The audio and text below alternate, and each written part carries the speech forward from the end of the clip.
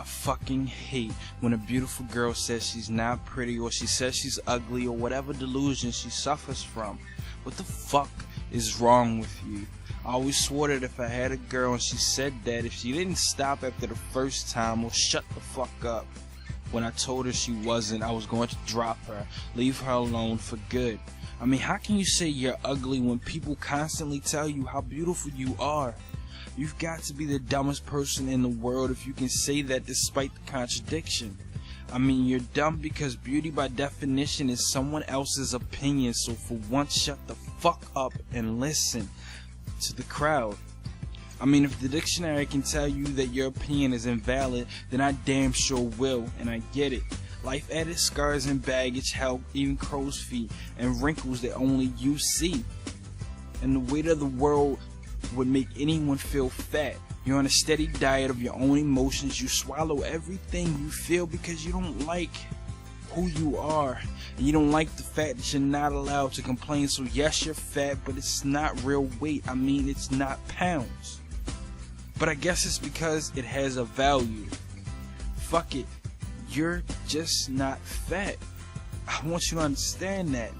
I don't give a fuck what that chart in your doctor's office says. I see where your appetite comes from. I mean, you're not ugly, you're mature, or you're unique, or whatever else has been used to make you feel better.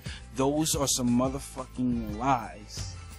You're not ugly because people see what they want to be attracted to, so I'm glad you think you're ugly. Because it kept others away and left a window open for me to try and steal all the bullshit you cling to. Use them to say what your life or value is. So you can keep talking with that ugly bullshit all you want. And hell, you can even convince yourself. But you will never convince me. At least one of us has to be smarter than the other, or else there is nothing for love to teach us. Addicted to all the things you do when you're going down me, in between the sheets, all the sounds you make with every breath.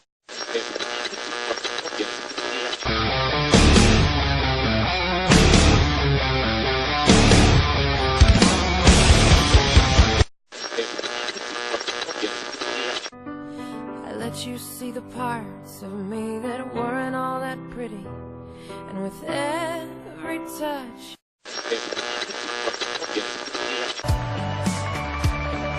where there is desire, there is gonna be a flame. Where there is a flame.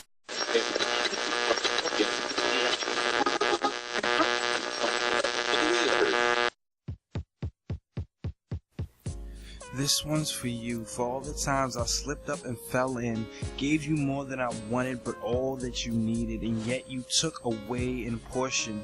Love is never healthy, it's the drug God created. You can say he made plants so you can smoke your weed, or he turned water to wine, but he twisted and turned, tilted and burned each ventricle to perfection and sealed them shut so blood would flow through. So why else would we have to open our hearts to someone else and give them some of us? It's the same reason people have developed this affinity for vampires, sharing the thing that gives us life with another to spend that life. So you must die a little to live a little. This is why we hurt when those we love leave or don't return the feeling. It's the closest we will ever get to giving life and watching our child squander it. At least until we do just that. To love is to be suicidal. It's forgetting who I am and believing what this could be. It's turning focus away from our own success just to make ourselves content in this we. It's building a new house to leave this apartment that was built for one. We are born selfish with generous tendencies, so why grow up and forget the childlike love we do without concern, regret, or fear? So slit your wrist and pour it out, waste it and reach too far, dying in the water, or be saved and lose half of your function. Give it over to another. This is a suicide note, just a way of saying goodbye to one and hello to another. I want to trade lives, lift the blade concealed in flesh and muscle, and carve your note in this kiss. I want it to be as permanent as death. so that when I reminisce on something I would miss, I want to create with you one perfect kiss.